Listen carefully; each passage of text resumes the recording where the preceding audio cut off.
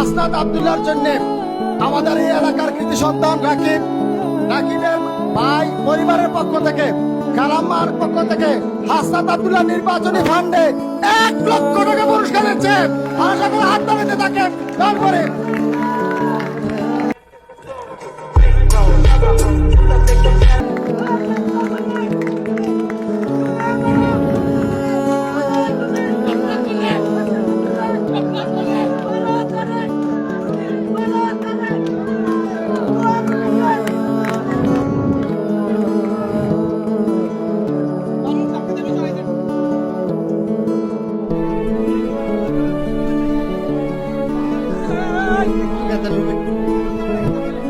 সকলকে চলে যাও।